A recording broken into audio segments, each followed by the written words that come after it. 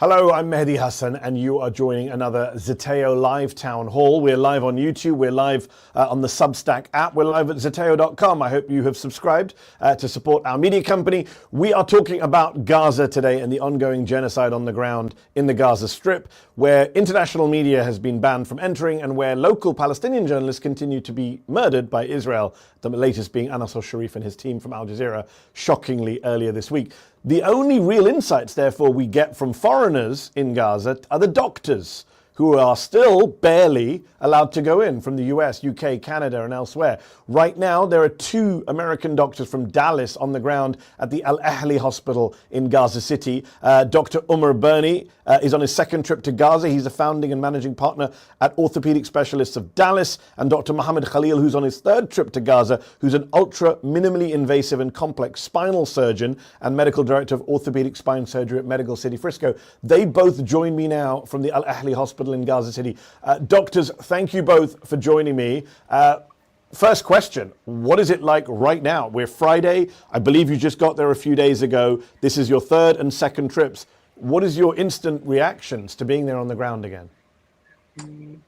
It's heartbreaking. There's every time we come back here, we're surprised to see that things have gotten worse. I know when we came together in April of last year, the hospital at European was overcrowded with 35,000 refugees living on the hospital campus.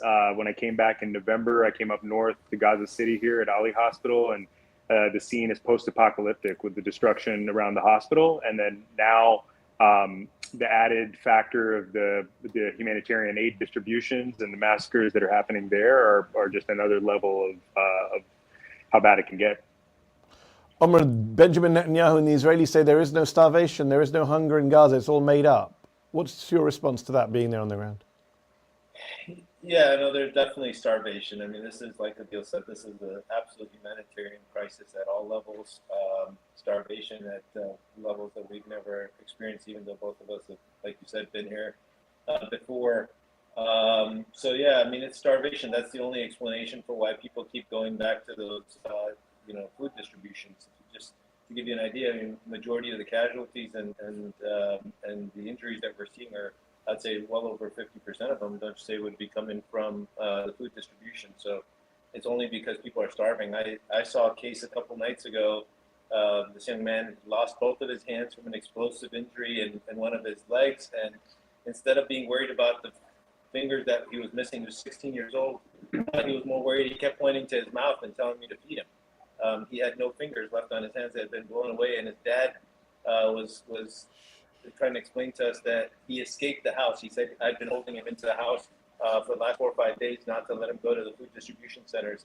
And he somehow, like any teenager, got away and went to food and said, look what happened.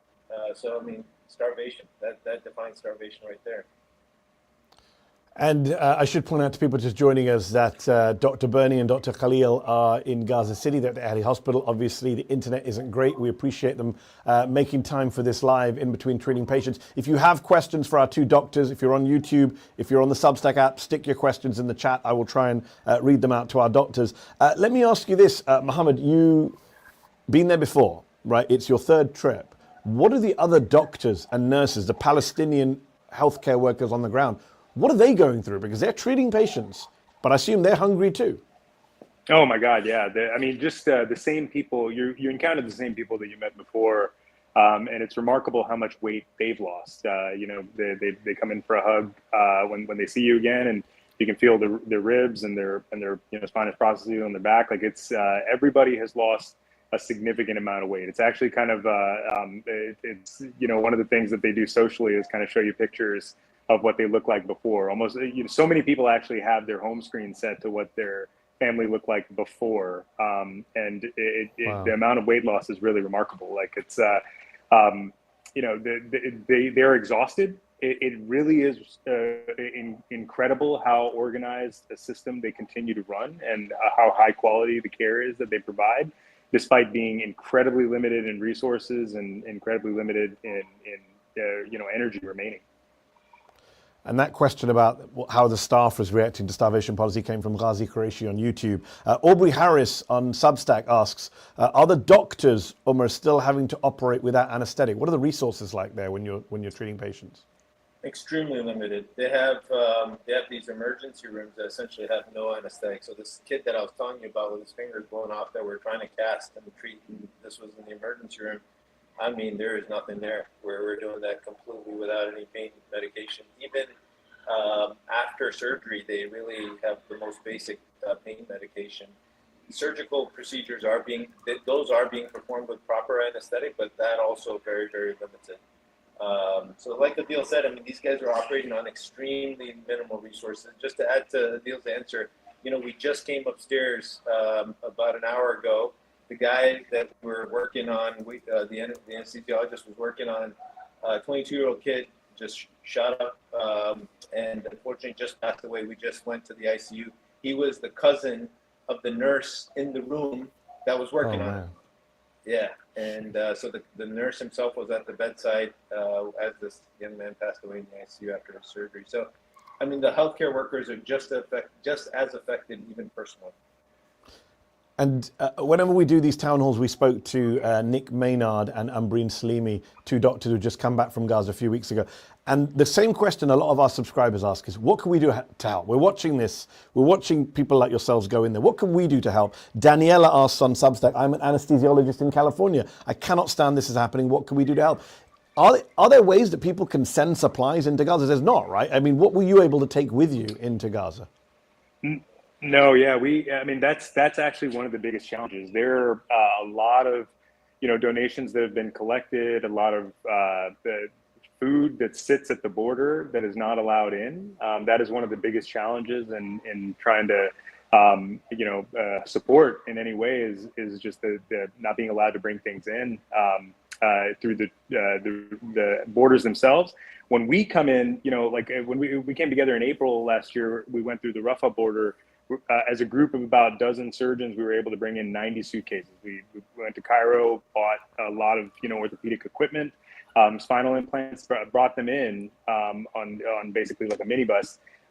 Now, the last time I came in November, as well as now, it's you have to go through different crossings because Rafah is destroyed, and it's just you're limited to personal items. So you get one suitcase and one carry-on or backpack, and it's only personal items allowed. People have had things thrown away or confiscated. What kind of things have you seen confiscated or thrown away that they weren't allowed to bring in? So yeah, there actually was one of the teams had baby formula confiscated. There are definitely medical supplies that are maybe sharp because I think they're considered dual use. So a number of medical equipment has been confiscated. When you use these butterfly ultrasounds, which are kind of these portable ultrasound machines, those are these handheld units that are attached to an iPad. So people have tried to bring in extra iPads, but those have been confiscated because electronics are limited to only personal use items. So I mean, these can be pricey items that get taken away upon entry. It's actually risky sometimes. Oh, have we still got you?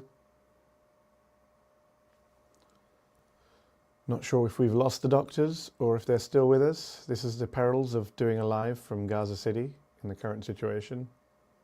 Check with my team and see if they're still with us. Have we lost our doctors?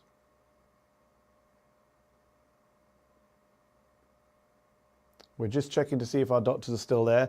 These are doctors Mohammed, Khaleel and Umar Burney from Dallas, Texas, who are in Gaza City at the Al-Ahli hospital. They joined us. They've been speaking to me for the last 10 minutes. Internet seems to be having an issue, as you can imagine, in Gaza City. It's not the easiest place to get Wi-Fi to do lives with the world. As I was saying to them earlier, they are our voices at the moment. You either have Palestinian journalists who are continually being massacred, or you have Western doctors who go in because Western media is still not allowed in because, of course, as even Piers Morgan has pointed out recently to Benjamin Netanyahu, the Israeli government clearly has something to hide. We've lost both of our doctors. I'm going to carry on this live and see if we can get them back. My team are going to try and see if we can get them back. Let me know if they come back. Till then, I'm going to try and see some of the questions. If you've got questions for me on YouTube or Substack, I'm here. I'll take your questions while we try and see if these two doctors come back to us.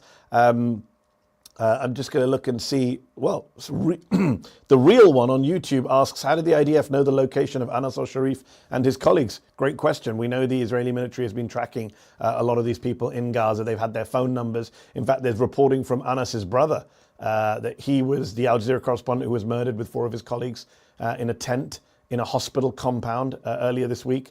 There's reporting that Anas's brother says that he got a call telling him, warning him this is going to happen and to get out of Gaza. He was told, I mean, this is the irony. We're told that these journalists on the ground can't report because they're Hamas commanders involved in violence, even though they're on TV 24 hours a day. So where do they have time to go and do Hamas fighting?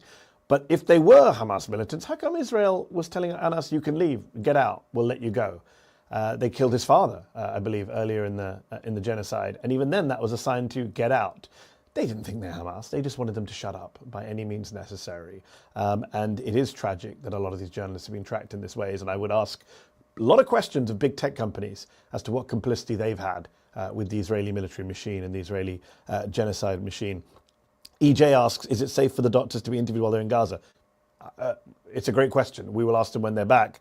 But these are very brave people, all of these doctors. I don't know how many of you guys watched Nick Maynard and Umbreen Salimi after they returned from Gaza, and they talked about the importance that a lot of people want them to come back and tell their stories. They're not just going to save people and patch people up and try and save lives and do medicine. They are also going as eyewitnesses to this horrific unparalleled genocide.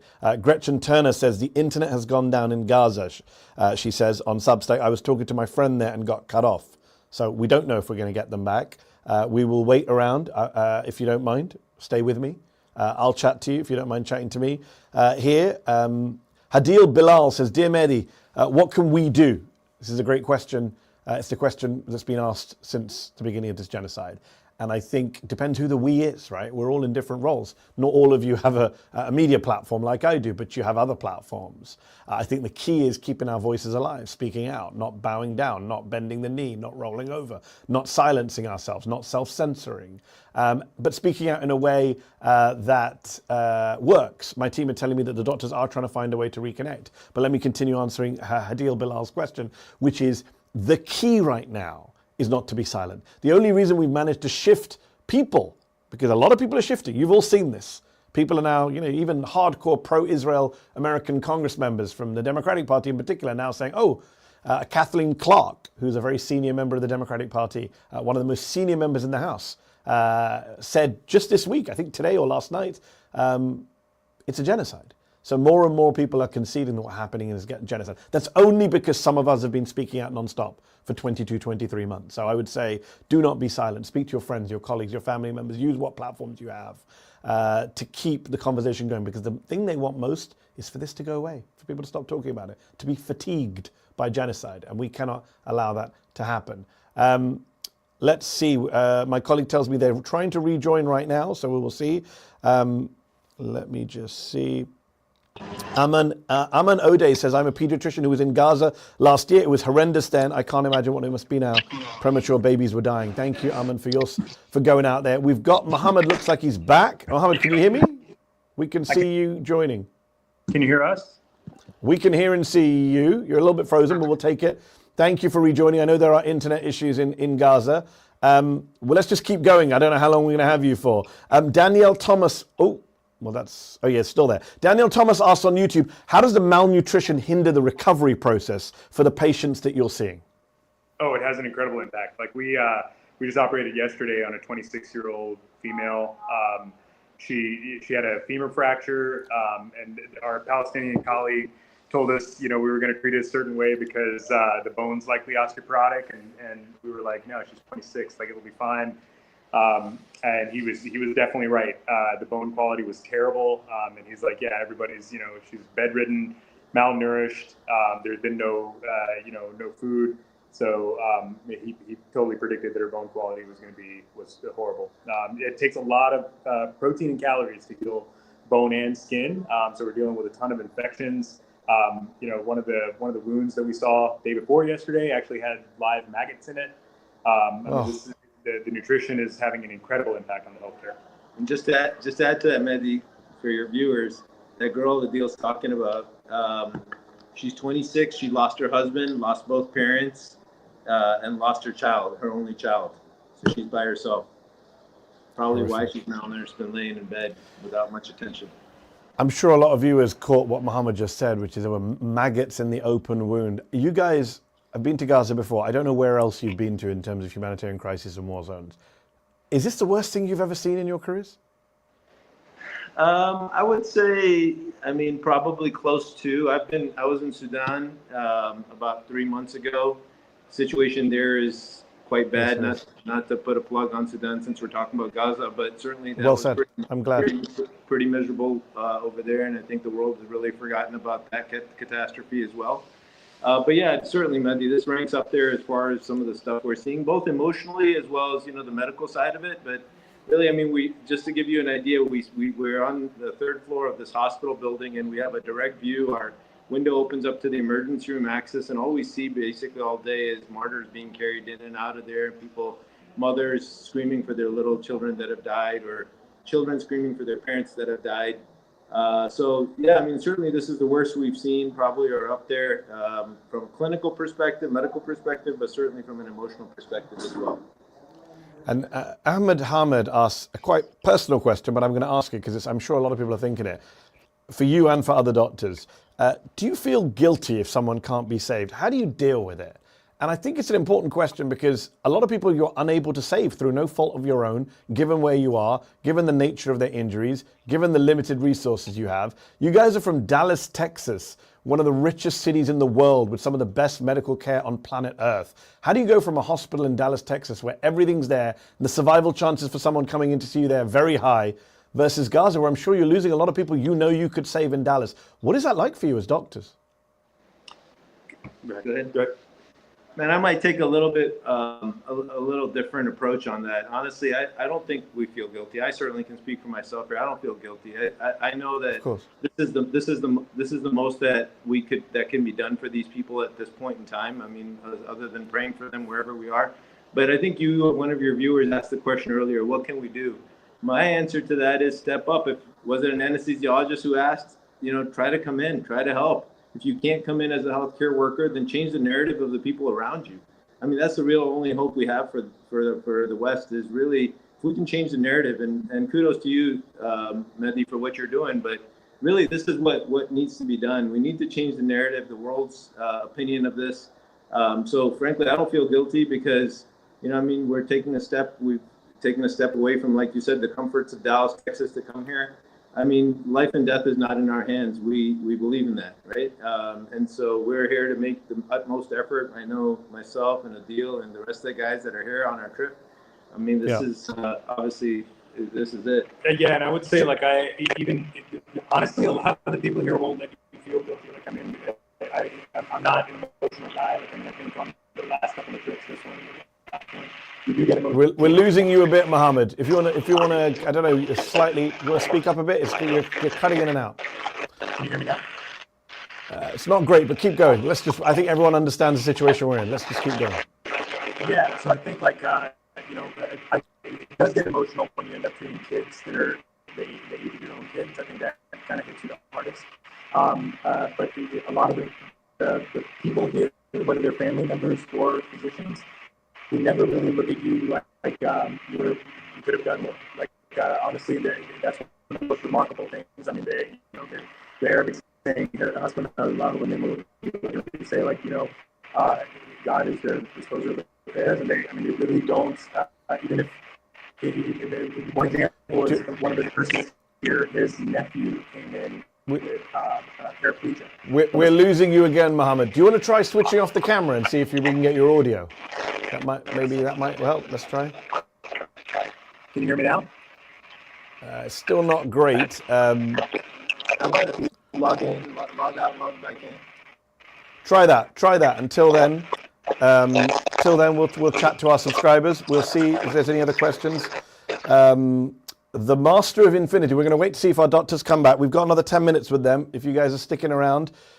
This is not just, I want to say live TV. It's not even just live TV. This is a live chat via phones in the middle of a war zone or genocide zone. So appreciation to these two doctors for what they're doing, for going out there, for taking time out to speak with us, for trying to make the technology work. Let's see if we can get them back a little bit clearer. In the meantime, The Master of Infinity, there's a great YouTube handle, asks, do you think not speaking out is being complicit? Well, I'm going to answer that question, and I'm going to say yes. I think if you have, as I said earlier, when we were waiting for the doctors before, you may not have a Twitter platform with millions of followers or a media company with hundreds of thousands of subscribers, but everyone has some kind of platform, whether it's in the workplace, whether it's in your social space, whether it's in your local community, whether it's at school or college, or I think we have to be able to speak out, even to our politicians, and things are changing. I mean, the one thing we do is we're often very nihilistic. We often say stuff like, well, nothing will ever change. The American government will never change its position, and AIPAC will never stop lobbying, and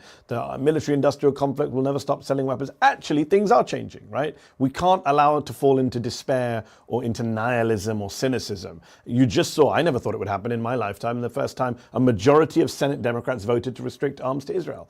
Led by Bernie Sanders, of course, credit to him. I never thought that would happen. It did happen.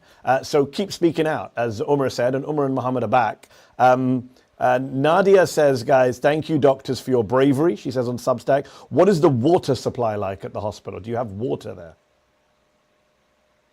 Water supply? Yeah, water supply. I mean, it's not potable. They're using wells and using that for cleaning and stuff. I think the filtered water is very limited. It's actually kind of remarkable. They prioritize us as guests and try to make sure that we have water available pretty generously. But as far as water available to people to drink is quite limited. Water to clean the supplies and stuff like that seems to be coming in with some regularity, but still quite limited. A lot of the things are being cleaned with just the betadine solutions that they have, and not necessarily rinsing it back off. Umar, you mentioned God and what power we have earlier. You mentioned your faith. Abdullah Zini says on Substack, this must be a tremendously trying time for your faith. How is the faith or morale of the Gazans themselves? This is obviously destroying their psyches as well as their bodies. Yeah, I mean, I'll tell you, that's all they have to hold on to is their faith. Every one of us has been genuinely impressed by their faith. It really is very, very impressive. I mean, they lose a family member, they lose a child, and they say, this is what God wanted, and the person is returned. We've, like I said, we have this really strange vantage point. I really wish, Mehdi, you could see where we are, and like yourself, many international journalists could be here, because you guys have a much better eye and for this. But I mean, we sit here and we watch these mothers crying over their dead children, and literally the consolation is that, oh, he's returned to God, and that's the end of the story, and there's no more consolation. And then so their faith is at a completely different level. Honestly, we come here to maybe just get a piece of it, just to see it, and maybe kind of take some of those lessons home with us. But yeah, these people are extremely resilient, man. Ava says, you mentioned kind of if only international journalists could come in. Ava says, Western doctors are the new journalists. And it's true. I mean, we are getting eyewitness testimony from you both, and we appreciate you giving us that. Nandini Srinivasan says on Substack, she reminds me that I interviewed Nick Maynard from the UK recently, who talked about children being targeted in their testicles, being shot in the testicles at some of these aid sites. Nandini says, can you ask them about the targeting of children? What has it been like seeing children who come in with injuries? Oh, yeah. I mean, the majority of patients that we're seeing are actually children or very young adults. I think, one of the earlier trips, we noted that probably a lot of the elderly patients have already passed away. They probably don't have the reserve to survive this. So then it's younger people that are able to survive. And now when you go to these aid distribution sites or the Zakim border, it's usually, teenagers or preteen children that are there trying to grab what aid that they can. There were 3 orchiectomies just in the past 2 days, like 3 kids who had their scrotal injuries from gunshot wounds or their testicles removed, and that's the urologist was saying that that's specifically what's being targeted. I think there's this sense that when people show up to these aid distributions, they know that they're going to be shot at, and you just have to take a risk and get out there and get what you can. But it's almost target practice for the people that are they're using live ammunition for ground control. Horrific. It's interesting because we hear, I deal with pro-Israel propagandists all day online who are telling me that all the people are adult males of fighting age. Those are the death toll. Women and children, it's all exaggerated. And then we speak to people on the ground in the hospitals, and you're saying the majority of patients you're treating are children. Who are we supposed to believe, the propagandists or your lying eyes? Blake Aaron asks a couple of questions related. One is, do the doctors fear for their lives? For example, an airstrike, God forbid, at a medical facility they're working at. And he also says, how did you get access to Gaza? Did you need to have an NGO sponsor you? How long are you allowed to even stay in there for, he asks. Yeah, do we fear for our lives? Most of these interviews that we've had, the actually interviewer has gotten some live version of what we're under. We've seen an increasing amount of attacks very, very close to us. But, thankfully we're here and we're alive and we're working. I think you kind of leave fear behind when you come here, I think. And so that, not an issue. And I think, honestly, we take strength from the people we serve. These people, as I told you earlier, are extremely resilient people. How do we get here? Yes, you have to sign up with NGOs. There are a couple different NGOs that have access through the World Health Organization as a registered entity through the World Health Organization. And so we come in as what they call an emergency medical response team through the World Health Organization. And so we come in on UN convoys here, and they allow UN convoys to enter Gaza twice a week, and it has certain number of seats assigned for medical personnel, and that's how we got it. Yeah, and one risk, one of the caveats is that you do need approval. You get first approval from the WHO, and then you need approval from COGAT to actually enter. That's the Israeli military authority. Exactly, and so that's had about a 60% hit rate. 40% of the doctors get turned away the night before entry. So you make it to Jordan. Actually, one of our colleagues who's with us right now, Dr. Al-Ahli, we came together in November to Amman, and he got told, at 11 p.m. the night before entering at 6 a.m. that he was not going to be on the convoy. And so it does make it very difficult to plan, especially for American physicians. I think, if you're in a national health system in Europe, you can kind of play with the schedule a little bit easier, but for a lot of American physicians, it does add an additional challenge, and I think that's part of the process that's making a difference. Just remind us, you're in a group of how many American doctors right now in Gaza City? Four of us. 4 of you, okay. And Mohammed Barakat asks, given Netanyahu's announcement of invading Gaza City, the total reoccupation of the Strip, do you feel safe after that announced invasion? What are you planning to do in the case of a total takeover, an invasion, if Israeli troops turn up at your hospital? Do you guys have protocols, plans, plan Bs, Cs, and Ds? I don't think there's a plan per se. I mean, if it happens, it happens. I think, as Dr. Byrne just said, you leave things up to chance and leave fear, at the door. If it does get invaded, I'm sure that there will be some protocols that will be communicated to us by the WHO. But the reality is, anything could happen. Yesterday there was an airstrike right behind the outpatient building, and our Dr. Ali, our anesthesiologist, was downstairs meeting with the hospital director, and a lot of our colleagues were running around looking for him because they thought there could be shrapnel that might have come into that building. But I think the reality is, talking to people on the ground, an invasion could happen at any point. I think the discussion sometimes is, what is the point? I mean, much of the city is destroyed. Coming in for a ground invasion doesn't seem to serve a lot of purpose, so we will continue working. Honestly, a lot of the physicians here, when they hear a strike, it's just you hear there's a strike that just happened, but you hear some people say a prayer, some people just laugh. There's not a whole lot you can do. Wow. Just to add to that, let me answer a little bit more to your viewer's question. Listen, the people here on the ground are looking at us to see what we do next. I mean, we don't take that lightly, right? So the minute we get evacuated from here, something's about to happen. So just keep that phenomenon in mind. It's a good and depressing point. Abdullah Zini also has another question. He says on Substack, the American Medical Association, you talked about narratives earlier, Umar. The American Medical Association has declared itself medically neutral and issued a fairly milquetoast statement. What are your doctors' feelings on that? I think, honestly, you asked about guilt earlier. one of the things that does make you feel guilty is the reaction, or the response of our colleagues in the international medical community, and quite frankly, the international community at large. I mean, I think the world has largely failed Gaza here. The day that we arrived, everyone, I mean, a lot of our colleagues have a really good sense of humor, but it's partially a joke, partially not. One of the docs was just, he's like, thank you for coming. You guys back at home pay your taxes to pay for the bombs that are being dropped on us, but thank you for coming for a couple weeks. And it's partially a joke, but there's a lot of truth behind that. It's time for the medical community back at home. See, the thing is, Mehdi, I've been in practice for 20 years. People trust us. We're both respected amongst our colleagues back home. Adil, as you mentioned, has got accolades up the wazoo.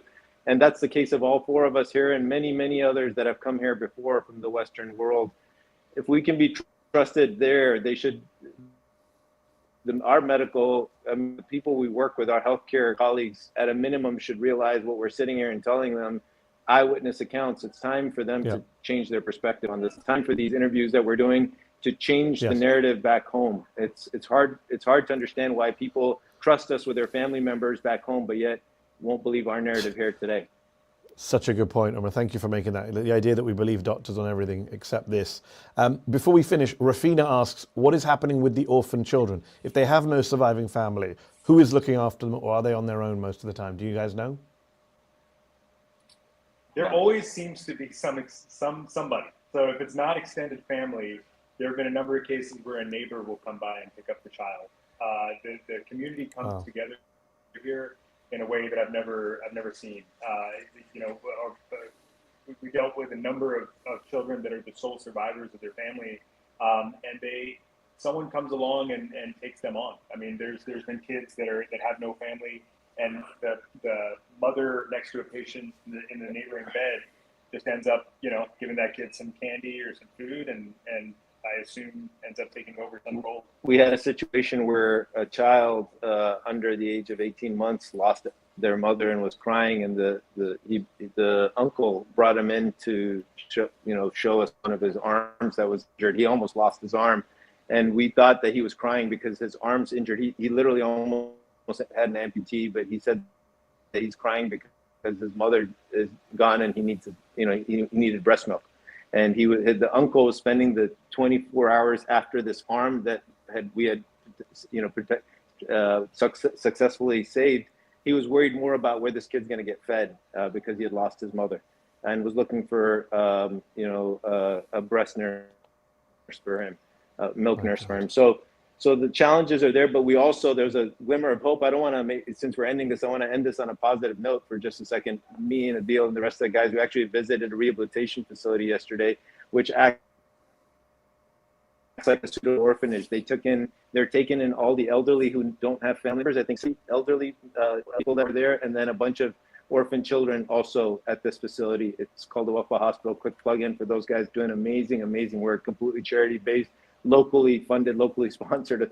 You would think that kind of thing doesn't exist in this society, but believe it or not, they've come up with systems that there is orphans, but also on the other spectrum, elderly people who've lost their entire family and have nowhere to go, and so they've taken in the elderly as well. I got asked one last America-related question. You guys are Americans. We know there's a lot of censorship, a lot of pressure on anyone speaking out on Gaza right now.